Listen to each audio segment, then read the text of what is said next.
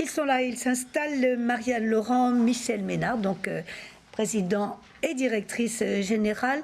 On va avec vous reparcourir un petit peu la CG2LS parce que j'ai eu une confidence de Marianne Laurent, c'était pas confidence publique d'ailleurs, c'était sur le parvis lors du congrès de Bordeaux. Il vous semble qu'il y a pas mal de choses à faire découvrir au sein de la CG2LS. Peut-être, alors que c'est un acteur évidemment à part entière, mais peut-être trop perçu comme collecteur de prélèvements. C'est un point que vous souhaitez corriger. Venons-en tout de suite à ces missions. Comment savez-vous, Marianne Laurent, pourquoi communiquer sur ces 20 ans? Je rappelle que vous fêtez vos 20 ans. Vous-même, vous avez rejoint la maison il y a un mois de juin. 3 mois seulement. Je commence avec vous, ce que vous avez trouvé en arrivant, ce sentiment-là, que je résume un peu. Oui, c'est l'occasion de faire connaître ou reconnaître la CG2LS, même si elle est bien connue dans le milieu. Mais c'est un animal parfois un peu obscur qui communique assez peu. Et donc les 20 ans, c'était l'occasion de revenir sur les missions centrales, ces missions historiques, et puis également toutes les autres missions qui lui ont été confiées. Oui, alors on va revenir un peu sur cette image qui vous a paru un peu brouillée. Monsieur le Président, Michel Ménard, rappelons un peu les missions, et quand je dis un peu acteur à part entière ou collecteur de prélèvements, c'est un peu entre ces deux pôles que vous vous situez, mais de manière plus positive. Comment rappeler toutes ces missions et les plus importantes pour vous en termes de gouvernance? La CG2LS, c'est un établissement public administratif et c'est aussi une société de financement qui collecte effectivement des fonds auprès de tous les bailleurs et qui vient soutenir les bailleurs en difficulté par des aides, par des garanties, par une aide à la réorganisation. Donc c'est un dispositif de solidarité à l'intérieur du mouvement HLM. Oui. Et vous semble-t-il, vous aussi, qu'il est mal connu, ce travail de la CG2LS? Parce que tous les bailleurs savent bien qu'ils peuvent avoir recours à vous, naturellement. Je pense qu'il est bien connu des directeurs administratifs et financiers, voilà, de tous les organismes. Puisqu'ils sont très attentifs au montant de la cotisation que nous décidons chaque année au conseil d'administration. Et qu'ils vous reprochent parfois. Alors, c'est peut-être là qu'il y a un éclaircissement à faire, je ne sais pas. Parfois, il peut y avoir des reproches parce que le taux de cotisation est en hausse, mais nous avons des explications et c'est toujours au service du mouvement HLM, de la solidarité que nous agissons par les aides, par la réorganisation, par les garanties d'emprunt. Les garanties, on va y revenir. Alors revenons avec vous, donc Marianne Laurent, sur la situation que vous avez trouvée en arrivant et ce besoin que vous avez aujourd'hui de davantage communiquer. C'est quand même votre constat. Mais je pense qu'il faut effectivement bien expliciter, faire preuve de pédagogie, comme le souligne Michel Ménard. C'est un acteur qui est petit, mais qui est assez pointu dans son domaine. Et donc, on y trouve beaucoup d'expertise. En réalité, avec des secteurs qui sont à la fois un acteur qui est intimement lié à la vie du logement social. On a vu au fil du temps les missions de la CG2LS s'élargir au fil des lois. Le nombre de bénéficiaires et de cotisants a augmenté, c'est vrai, mais le volume des aides distribuées au travers de la cotisation, qui est redistribuée, je le rappelle, à 99%, puisque les frais de gestion... J'ai fait quelques recherches historiques. Les frais de gestion, globalement, c'est moins de 1% en réalité. Et cela peut éteindre les critiques dont nous avons parlé il y a une minute. Donc si on prend les grands chiffres, par exemple, il y a un volume très important de cotisations, évidemment, qui a été prélevé, puisque c'est vécu comme un prélèvement par les bailleurs, mais tout a été redistribué sur 4 milliards. Si on donne les grands volumes, il y a 1,9 milliard qui a alimenté le FNAP et puis son prédécesseur. 1,1 milliard qui est venu directement en aide auprès des bailleurs, 800 millions aujourd'hui auprès de l'ANRU. Les volumes qui sont versés à l'ANRU sont passés de 30 millions annuels à 184 millions annuels.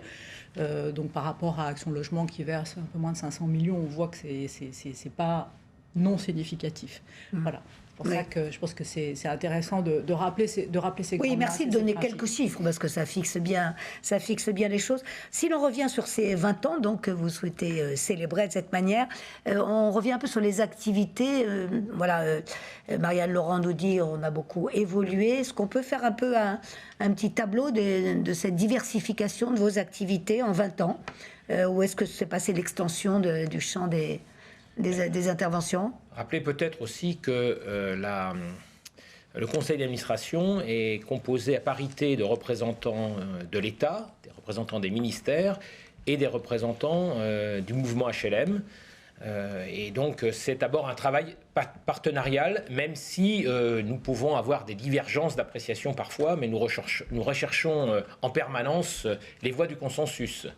Alors, effectivement, nous avons évolué au fil du temps et l'an dernier, ou il y a 2 ans, nous avons créé la commission de péréquation et de réorganisation parce que suite à la loi Elan, beaucoup d'organismes soit fusionnent, soit se regroupent dans une société de coordination.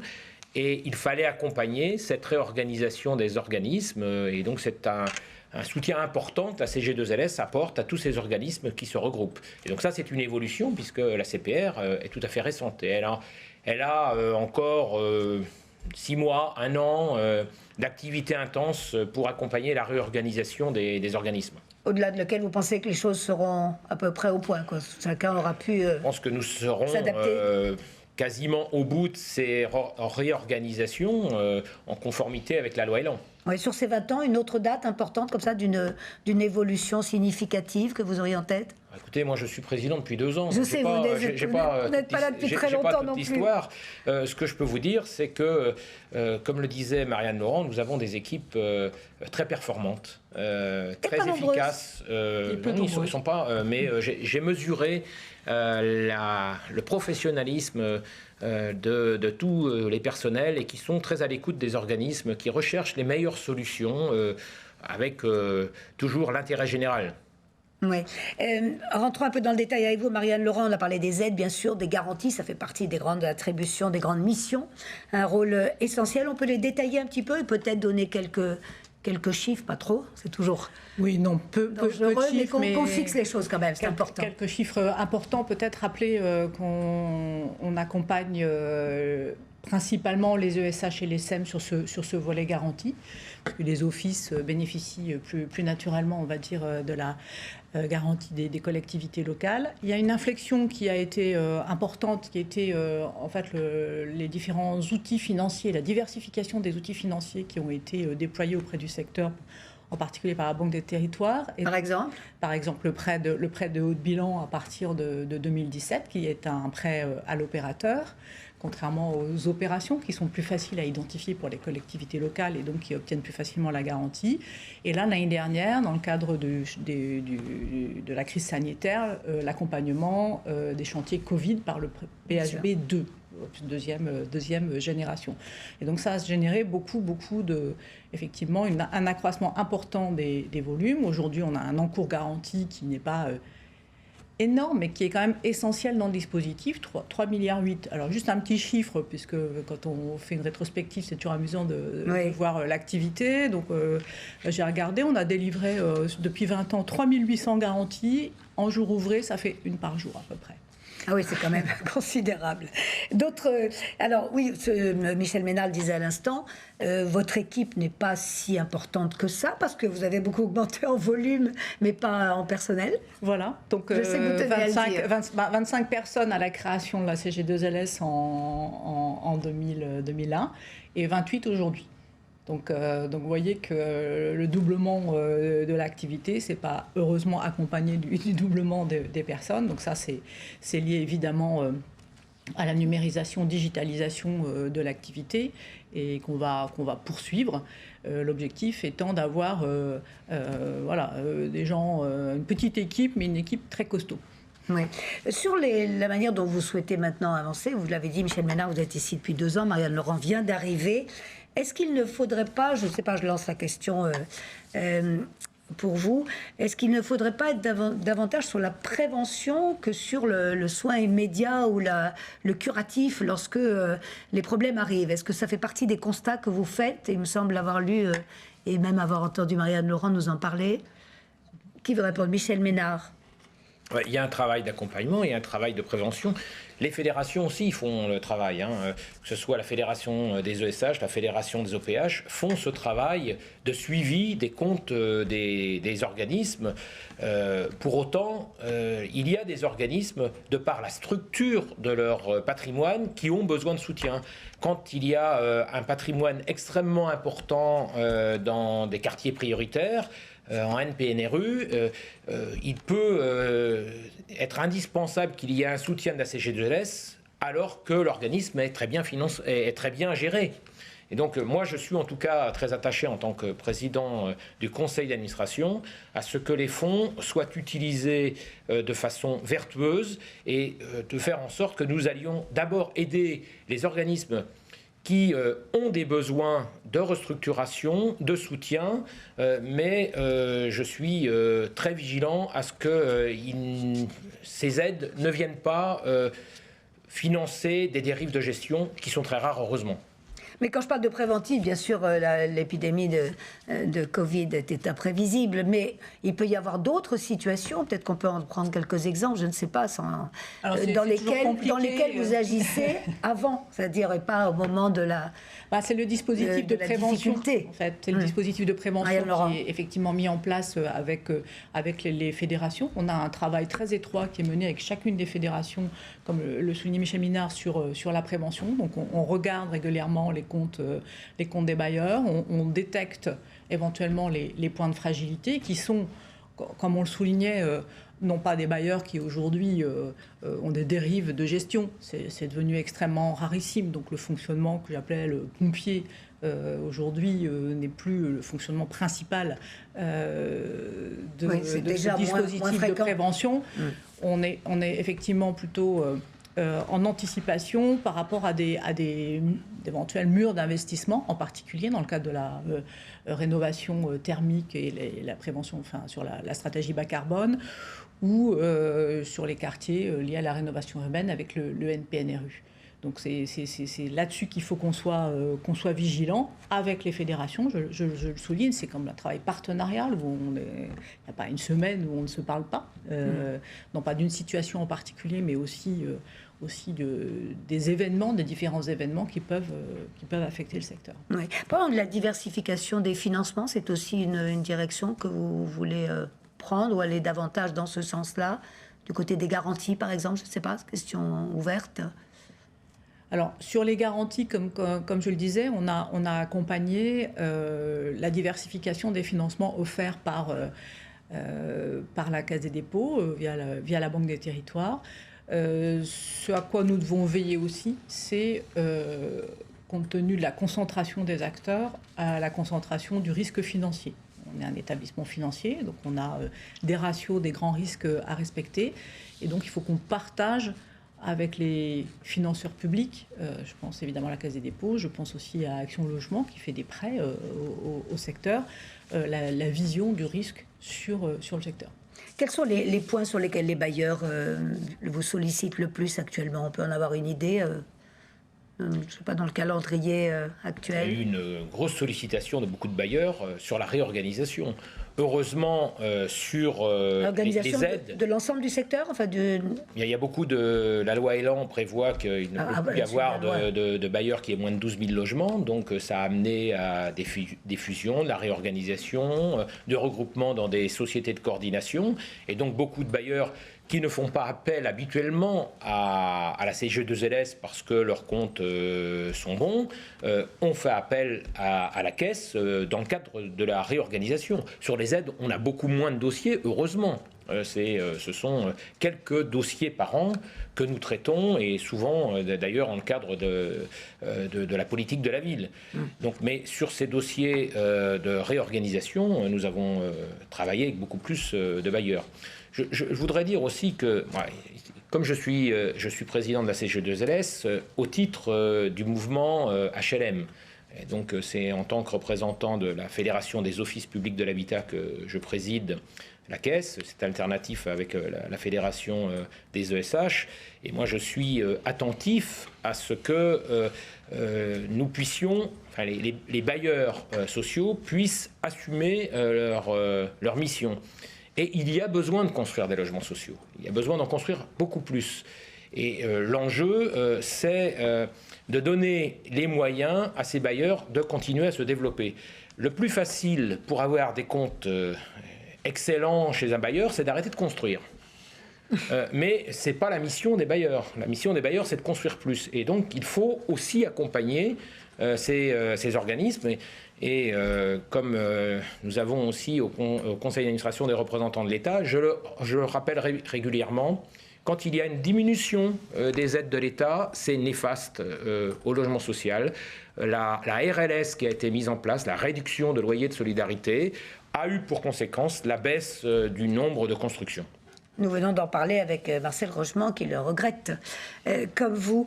Si l'on va un petit peu plus loin, cette réorganisation du secteur, Marianne Laurent, je crois, je ne sais pas si c'est vous qui l'installez ou si c'était déjà avant votre arrivée, que l'on prévoit ou qu'on a mis en place un observatoire justement du secteur. On a envie de vous dire, ça en fait un de plus, non? Il y en a déjà pas mal dans la profession. Alors c'est vrai que... C'est vous qui l'installez, c'est récent? Alors non, les fédérations ont déjà mené, évidemment, au sein de leurs propres instances, des observatoires pour regarder les mouvements qui s'opéraient. Donc nous, on a accompagné au travers de la commission de réorganisation 122 projets, une vingtaine de fusions, une vingtaine de sociétés de coordination. On sait qu'aujourd'hui, il y a plus de 50 sociétés de coordination qui sont soit agréées, soit en cours d'agrément. Donc on sait qu'on va avoir encore, comme on le disait, à peu près 6 mois d'activité. Pour autant, le travail ne va pas sans doute s'arrêter là. Et il y aura par la suite encore des mouvements capitalistiques, des mariages qui se sont faits et qui vont peut-être se défaire ou qui vont s'organiser différemment. Donc c'est un terrain qui probablement va encore être mouvant un certain temps.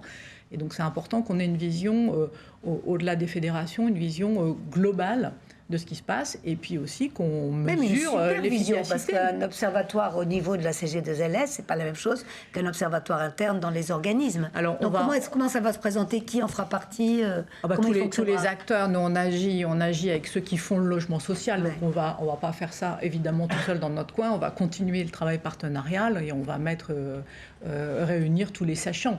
Donc les fédérations, l'Union, la Caisse des dépôts, évidemment le ministère du Logement.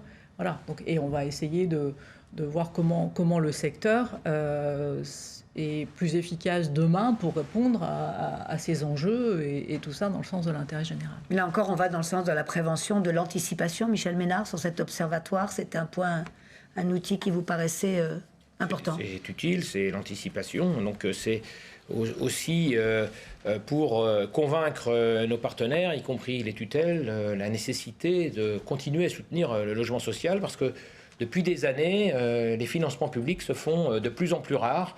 Et moi, en tout cas, en tant que militant du logement social, je ne souhaite pas qu'il y ait une vision capitalistique du logement social, mais que nous ayons bien une vision sociale.